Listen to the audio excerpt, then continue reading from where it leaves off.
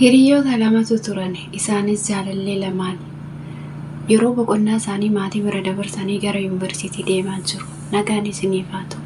Mee yaada kana xiqqoo waliin dhaggeeffanna waa irraa barattu. Hiriyoonni kun lamaan isaanii yeroo barumsaa geenyaan gara yuunivarsiitii deemaa jiru. Lamaan isaanii ijoollee kiristaanaati.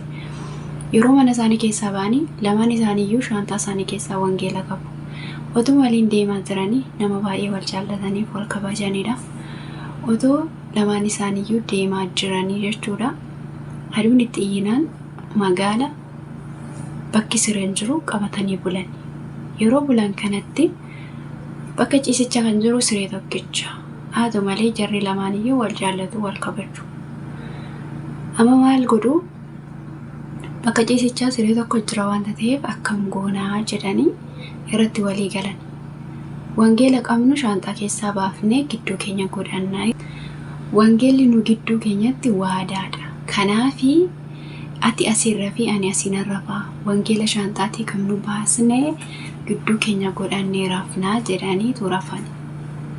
Gaafa rafanii jarri mana siree geessee wangeela shaantaa keessa jiru baastee utuun dubbisiin utuun kadhatiin dhimmi isaan yaadanii wangeelicha gidduu isaanii kaawwachuudha malee sagalee wangeelicha keessa jiru waliin dubbifatanii waliin kadhachuun isaaniif hin dhufne.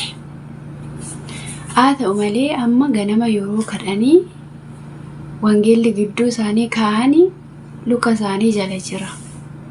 Kana maaliif ani isiniif kaa'e beektu? Kan seenaa sana dhagayetti. Fakkeenya kana maaliif ani isiniif fudhadhe? Yeroo baay'ee jechuudha sagalee waaqayyootiin hojjetuuf keessaa qaba. Garuu dhaloonni baay'een baatee deema malee wangeelli laphee dhalootaa keessa hin jiru. Yeroo baay'een keenyas miidiyaa keenya irratti waa'ee waaqayyoo baay'ee hojjenna. Waa'ee waaqayyoo baay'ee hordofna. Haa ta'u malee amantiin hojii malee du'aa jedha sagalee waaqayyoo. Isa hojjennu kanatti, isa baannee deemnu kanatti amannee inni amannu sun immoo laphee keenya keessa hin jiru taanaan du'a. Isinii galee miti? Har'a miidiyaa keenya irratti sagalee waaqayyoo faarfachuu hin dandeenya, lallabuu hin dandeenya, barsiisuu hin dandeenya. Garuu inni suni laphee keenya keessa hin jiru taanaan jireenyicha argachuun nutti ulfaata. Isinii galee? Kanaaf yeroo baay'ee jechuudha sagalee waaqayyoo mana keessaatii namni qabuu fi sagalee waaqayyoo namni laphee keessaa qabu tokko miti. Sagalichuma humna qaba. Garuu maalidhaa? Sagalee waaqayyoo kan inni hojjetu siitiin kan inni hojjetu boruus jireenyatti kan si geessu yoo laphee kee keessa jiraatedha malee isa miidiyaa keerraa qofa miti. Har'a ala namaa keessa waan lama keessa tokko jireenya ati jiraattu keessa jiraachuun dirqama. Laphee kee keessa kan jiru yookaan hafuura yookaan hammeenya. Hafuura qulqulluu yookaan hammeenya. Kana keessa tokko jiraachuun dirqama aluma namaa biyya lafaa kanarra jirudha. Kanaaf isa baannee suura kaanuu caalaa isa miidiyaa irratti hojjennu caalaa laphee kee keessaa qabda taanaan ati boru jireenyicha argatta. Maaliif inni miidiyaa irraa dhaloonni itti barata, dhaloonni itti jabaata, dhalootaaf ta'e. Dhalootaaf bu'aa buusuun gaariidha. Garuu isa bu'aa buustee sanatti ofii kee hin fayyadamtu taanaan jireenyichatti gatii dadhabbii kee ija dadhabbii kee argachuun hin ulfaata. Waaqayyoon waa gargaaru.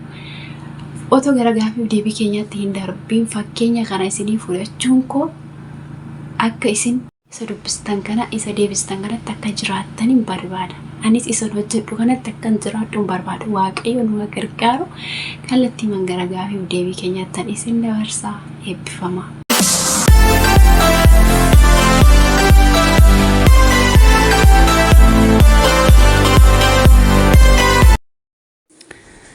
Gaaffiin keenya dhugaa yookaan soba jechuun deebisiidha. Du'aa ka'uu gooftaa Yesuus kan jalqaba dubbate Maariyaam ishee Magdalaadha. Du'aa ka'uu gooftaa Yesuus kan jalqaba dubbate Maariyaam ishee Magdalaadha. Dhugaa yookaan soba?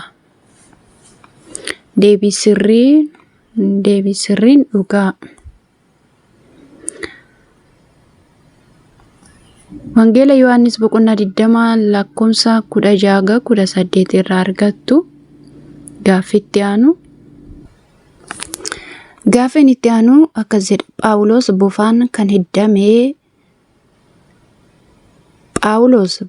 bofaan kan hiddame Malaaxiyaa bakka jedhamtutti. Dhugaa yookaan soba? Phaawulos bofaan kan hiddame Malaaxiyaa bakka jedhamtutti. Dhugaa yookaan soba? Deebii sirrii dhugaa. Hojii ergamoota boqonnaa 28 lakkoofsa 1-4 irraa argattu. Gaaffii itti aanu. Gaaffii kanaan dura filannootiin illee sin gaafadheen jira. Har'a garuu dhugaaf sobaanii akkas jedha. Eden keessatti ija isaa dhowwame keessaa Hewaaniif kan kenne Addaamidha. Eden keessatti ija isa dhowwame keessaa Hewaaniif kan kenne Addaamidha. Dhugaa yookaan soba?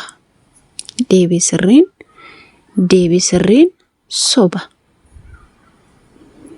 Kunoo uumama boqonnaa 3 lakkoofsa 6 irraa argattu. Hewaanitu Addaamiif kenne.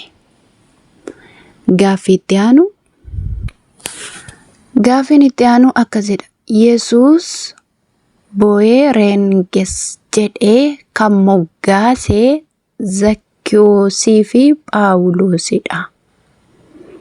Yesuus Boanerges jedhee kan moggaase Zakkiyoosii fi Phaawulosidha. Deebii sirrii soba. Wangeela Maarqos boqonnaa 3:17 irraa Yaaqoobii fi Yohaannis ture. Deebii sirriidha. Gaaffii itti aanu. Gaaffiin itti aanu akkasidha. Ilmi Ishmaa'eel inni hangafaa maqaansaa Nabiyoot jedhama. Ilmi Ishmaa'eel inni hangafaa maqaansaa Nabiyoot jedhama. Dhugaa yookaan soba? Deebii sirrii dhugaa. Uumama 25 lakkoofsa 14 irraa argattu. Gaaffiin itti aanu akkas jedha. Yesuusin hin beeku jedhee si'a 3 inni gane Yihuudaadha. Yesuusin hin beeku jedhee si'a 3 inni gane Yihuudaadha. Dhugaa yookaan soba? Deebii sirrii soba. Wangeela Maarqos boqonnaa 14:72 irraa Phexrosidha jedha. Gaaffii itti aanu. Gaaffiin itti aanu dhugaamaaf sobadha. Bakka Yihuudaa kan bu'e Maatiyoosidha. Bakka Yihuudaa kan bu'e Maatiyoosidha. Dhugaa yookaan soba? Deebii sirrii dhugaa. Hojii ergamoota boqonnaa 1 lakkoofsa 26 irraa argattu. Gaaffii itti aanu. Dha'ichi inni 7ffaa Waaqayyo biyya Gibxiitti mooticha Fari'oon irratti erge maalidha? Dha'ichi inni 7ffaa Waaqayyo biyya Gibxiitti mooticha Fari'oon irratti erge maalidha? A. Madaa. B. Dukkana. C. Bokkaa fi cabbii abiddaa. D. Fattee. Deebii sirrii C. Bokkaa fi cabbii abiddaa. Ba'uu boqonnaa 9:23 irraa argattu.